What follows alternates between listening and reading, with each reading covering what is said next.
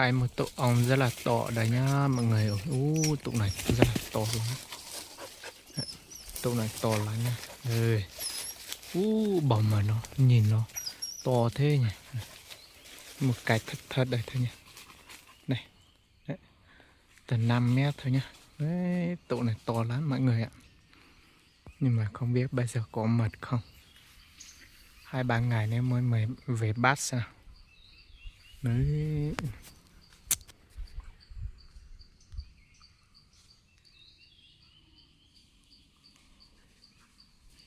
Đến đây đã gặt một tổ như này thì quá may luôn mọi người ạ. Tổ này thì rất là to luôn. Thật thôi. Ở ngoài trên này thế. Gần thôi mà tổ này dễ trèo lắm. Tổ này thì không nói luôn à.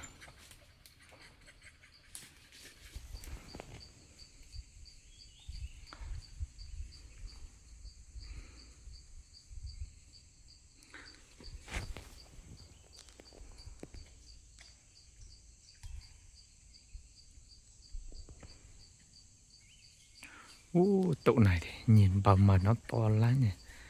Nhưng mà không biết có mật không. Tổ này thì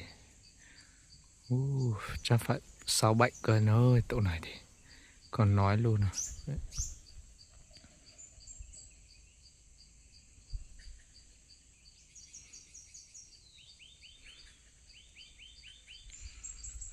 Để hôm nào trời nắng nắng về bắt xem nào. Xem có mật không. Đấy.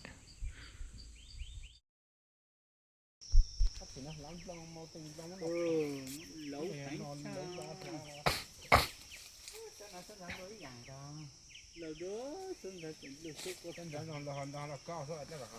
Nó thấy cái này cái tin lần nữa hả? Sao còn lụt sao còn gì nóng xa ra? Ủa tận lụt sức có một tí nè. Sao phải thằng nó mất à? Như cả sao làm tay cái này cho kỹ này. Kỹ ôn kỹ nha. Có sự mới dữ là bị hết lâu mà em.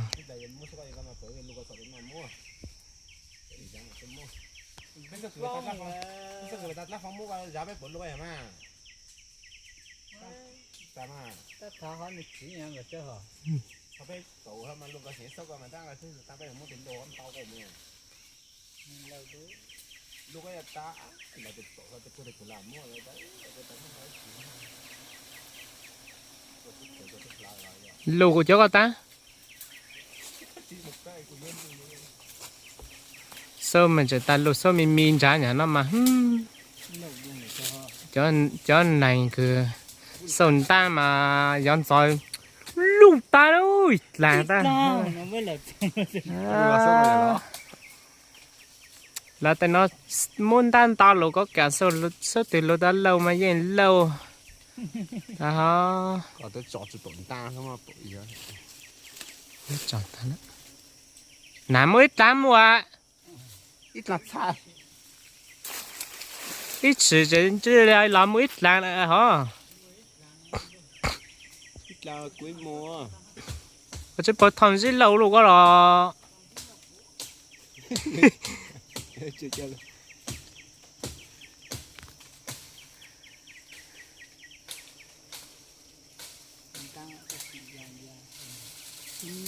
ăn xong nó có giá nó tờ chế con cá cỏ xít lời mà là không quý lời mà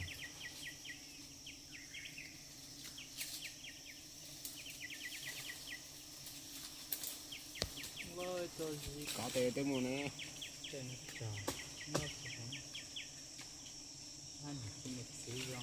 để một số mà chỉ nhau mà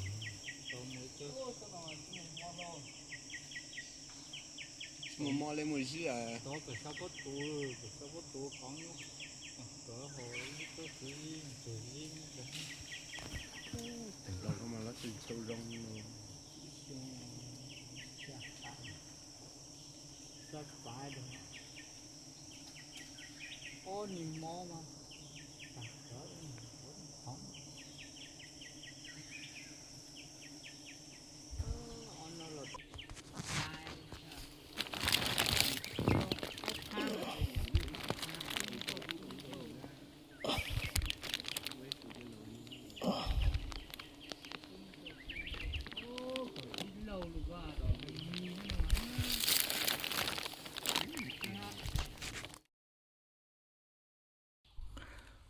Đây lại tiếp tục thải một tổ nữa nha mọi người ạ.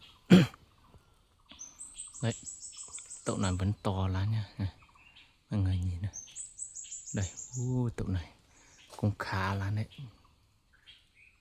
Cái chỗ nó cái nó cũng cong đấy, đây nhìn nó cũng to lắm đấy mọi người ạ. Tí đi 3 cm nó có mật không nhá. Đây nó ở đây. Một cái rất là thấp nha, không cao mãi được, tầm 10 mét thôi, cao tầm 10 mét nha. Đấy tụi này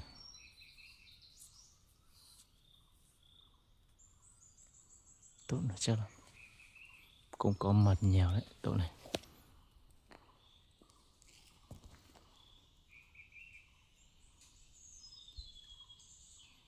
Đây nhìn nó không thấy cái bào mật nhỉ, chẳng biết nó làm cái bào mật nó ở đâu không thấy.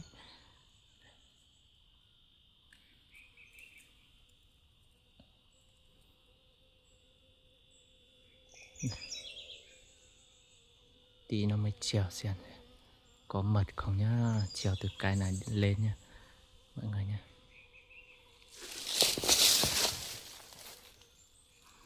Tụ này không phải nhỏ đâu nha tụi này.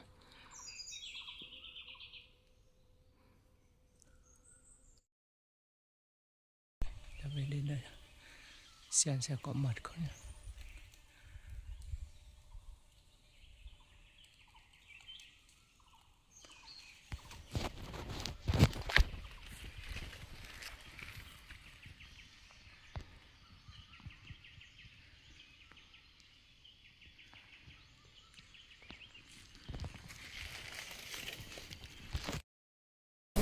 Đây này, bào mật nữa to thế nhỉ, nhưng mà cũng không biết có mật không mọi người ạ. Không có tí nào luôn. Bào mật này, ui rồi ôi, không có rồi. Bào mật này to thế mà không có. Đây, to thật tổ này.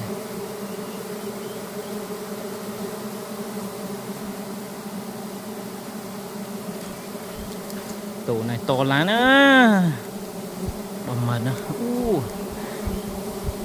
Một gan này, 2 gan này, 2 gan mà không có tí mật nào cả. Đây. To thế tổ này, nhộng nó già quá rồi.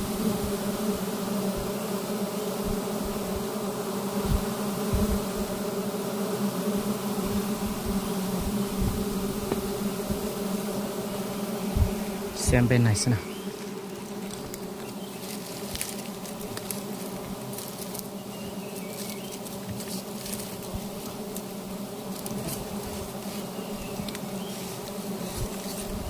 Bên này xem nào có không nhỉ? Có mật không?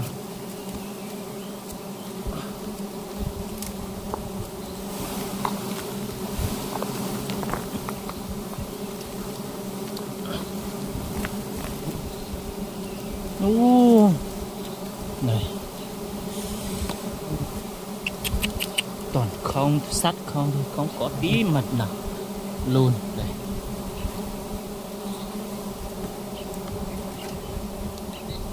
tổ này chắc phải để lại thôi, để lại hôm nào có mới về bắt xem này.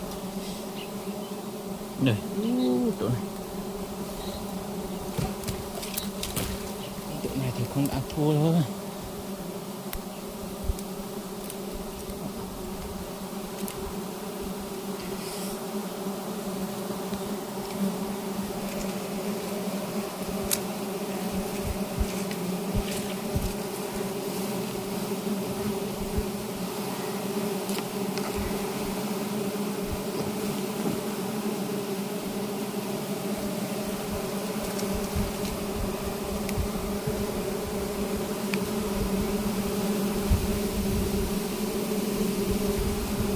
Không có tí nào luôn.